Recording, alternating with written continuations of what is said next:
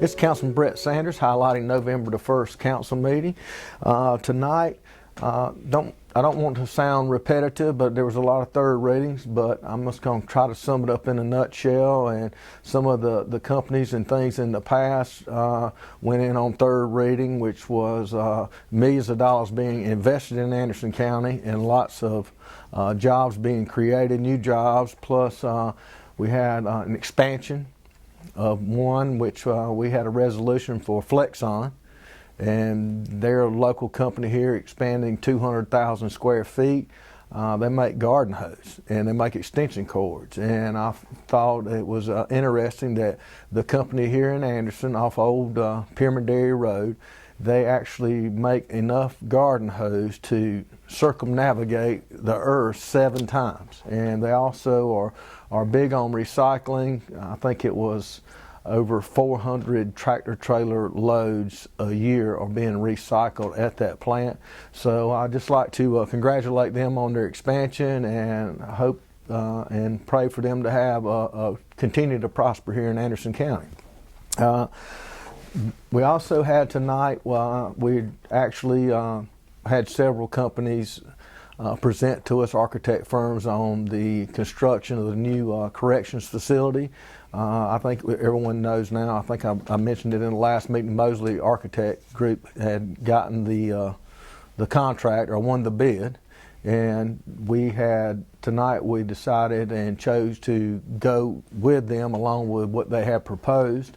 They have been in business over 50 years, done 390 something projects in South Carolina. And when I say projects, I mean substantial projects, not a garage addition or something like that. They have built jails in Georgetown.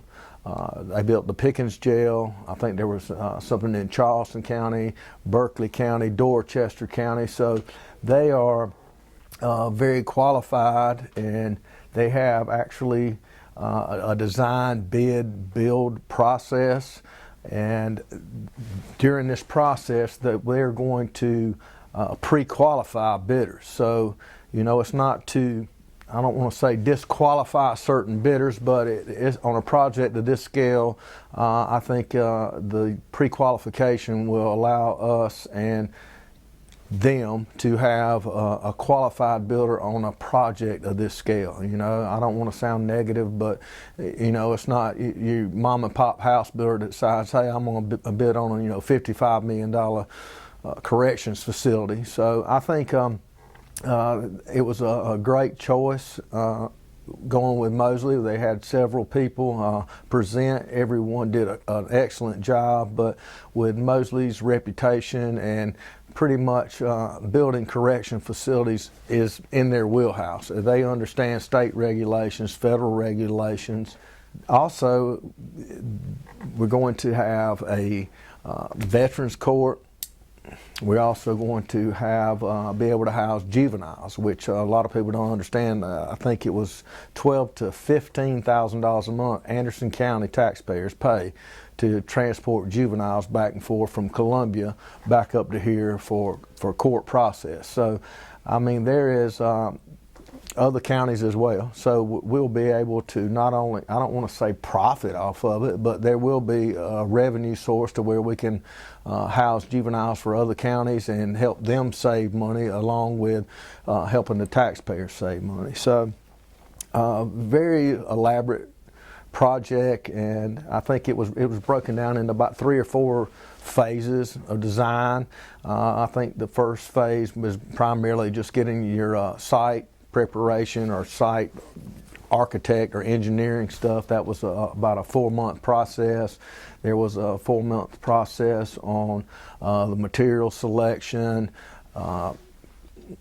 permitting, and getting everything pre-qualified, or getting everything ready to go out to build was about a 6-month deal. And once all that's done, it will go out to pre-qualified bidders, and after that, I think we're looking at around a 24-month, I think was what they were saying, build time. So it's not going to happen overnight. As you know, our jail's 60, 70 years old.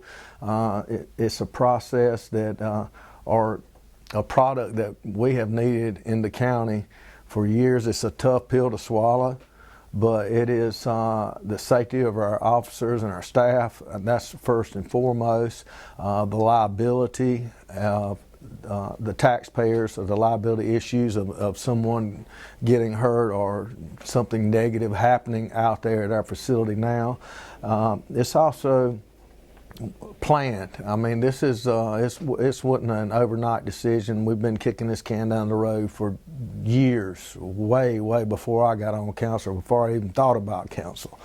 And I think it's going to allow us to plan also for the future too, and allow this the design process that we're looking at will allow us to do more of an indirect type supervision, which means less officers per number of inmates. Plus, it also is designed in like a pod system, and we can have what we need now, but it also has the ability to expand in the future relatively.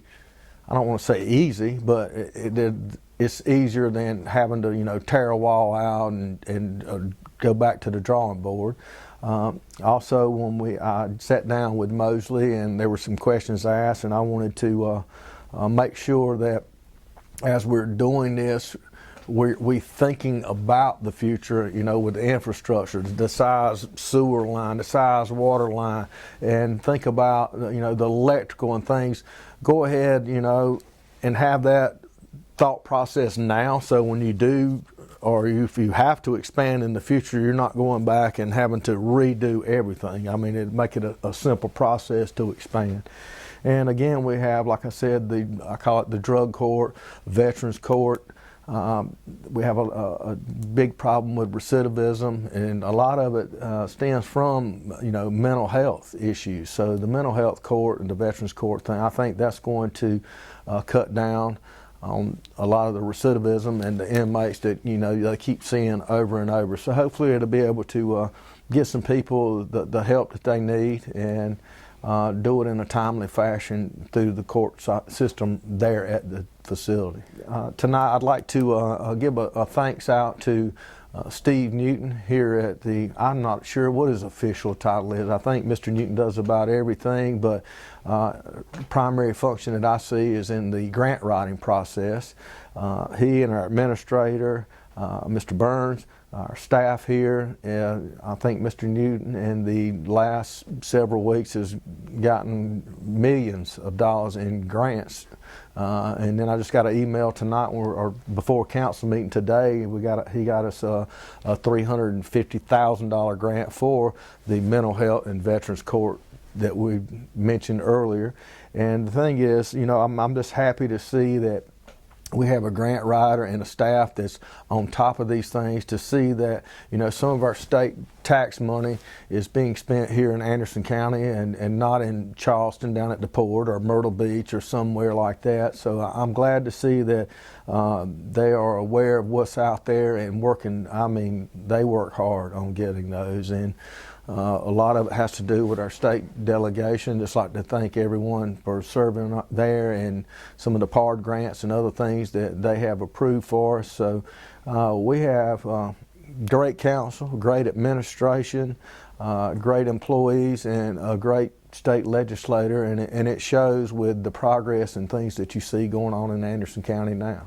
That pretty much sums up tonight's meeting, and again, I'd just like to thank everyone in District 4 for allowing me the opportunity to represent them.